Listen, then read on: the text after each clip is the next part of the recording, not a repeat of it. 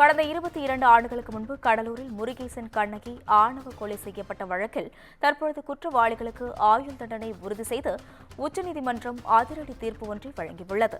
சென்னை உயர்நீதிமன்றம் அளித்த தீர்ப்பை உறுதி செய்தது உச்சநீதிமன்றம். இதுகுறித்த கூடுதல் விவரங்களை செய்தியாளர் சிவகுமார் வழங்க கேட்கலாம்.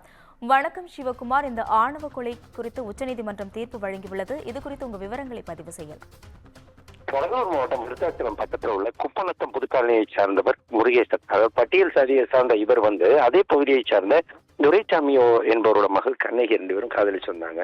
2003ஆம் ஆண்டு மே மாதம் 5ஆம் தேதி இருவருமே கொலை செய்யப்பட்ட நிலையில இந்த வழக்கை முதன்முறையா சிபிஐ முதன்முறையில 10 நாள் கழிச்சு அந்த வழக்கில் எஃப்ஐஆரை தாக்கல் பண்ணாங்க. அதனை தொடர்ந்து அந்த வழக்கானது சிபிஐ வசம் ஒப்படைக்கப்பட்டது. தமிழகத்து முழுவதுமே ஒரு பயங்கர உலுக்கிய இந்த கொலை வழக்கு அப்பதான் முதல்ல அந்த ஆணவ கொலை அப்படிங்கிற கண்டென்ட் அப்பதான் முதல்ல உள்ள வந்தது. அதாவது இருவரும் வெவ்வேறு சாதியை சார்ந்த ஒரு காரணத்தினால முருகேசன் மற்றும் கண்ணகி ஆகிய இருவருக்குமே மயானத்துக்கு அழைத்து சென்று அவங்க காது மற்றும் மூக்கு வழியா விஷம் செலுத்தி அவங்களை கொலை செஞ்சு சடலங்களை தனித்தனியா எரிச்ச விவகாரம் ஒரு மிகப்பெரிய பூதாகரமாச்சு. இந்த வழக்கானது சிபிஐ வசம் ஒப்படைக்கப்படணும் அப்படின்னு சொல்லி பல்வேறு அமைப்புகள் தொடர்ந்து வலியுறுத்தி வந்த நிலையில 2004ஆம் ஆண்டு இந்த வழக்கு சிபிஐ எடுத்து நடத்த உத்தரவிட்டது சென்னை உயர்நீதிமன்றம். இதனைத் தொடர்ந்து அதே ஆண்டு அந்த சிபிஐ அந்த குற்றப்பத்திரிகையை தாக்கல் செஞ்ச நிலையில ஆய்வாளர் உள்ளிட்ட ஒரு 15 பேர் மேல சிபிஐ குற்றவாளிகளை சேர்த்தது. அதே மாதிரி பாத்தீங்கன்னா இந்த வழக்குல மொத்தம் 81 சாட்சிகள் விசாரிக்கப்பட்ட நிலையில 36 பேர் பிறல் சாட்சிகளாக மாறினாங்க. தொடர்ந்து அவர்களுக்கு பல்வேறு தரப்பு அதாவது உயர்நீதிமன்றம் ஒரு உத்தரவு கொடுத்தது. என்னன்னு பாத்தீங்கன்னா இவங்க குற்றவாளிகள் அப்படின்னு சொல்லி அறிவிச்சது.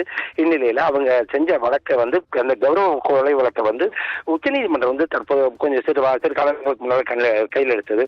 அதாவது இன்னைக்கு அந்த நீதிமன்ற தீர்ப்பு கொடுத்திருக்கு. என்னன்னு பாத்தீங்கன்னா கடலூர்ல 22 ஆண்டுகளுக்கு முன்பு நடந்த இந்த கொலை வழக்கு ஒரு மிகப்பெரிய தாக்கத்தை ஏற்படுத்துச்சு. அதே மாதிரி பாத்தீங்கன்னா கொலையாளிகளுக்கான ஆயுள் தண்டனையை தற்போது உறுதி செய்து உச்சநீதிமன்றம் உத்தரவிட்டிருக்கிறது. ஏற்கனவே உயர்நீதிமன்றம் கொலையாளிகளுக்கு ஆயுள் தண்டனை விதிச்சிருந்ததை தற்போது மீண்டும் உத்தரவுப்படுத்தி அந்த உத்தரவு உறுதி செஞ்சிருக்கு உச்சநீதிமன்றம். அதே மாதிரி குற்றவாளிகளான கந்தவேல், ஜோதி, மணி ஆகியோரோட மேல்முறையீட்டு மனு தற்போது தள்ளுபடி செஞ்சு அதன் அடிப்படையில் தீர்ப்பு வெளியிட்டிருக்கிறாரு நீதிபதி சுதான்சு துலியாங்க. கூடுதல் விவரங்களுக்கு நன்றி சிவகுமார்.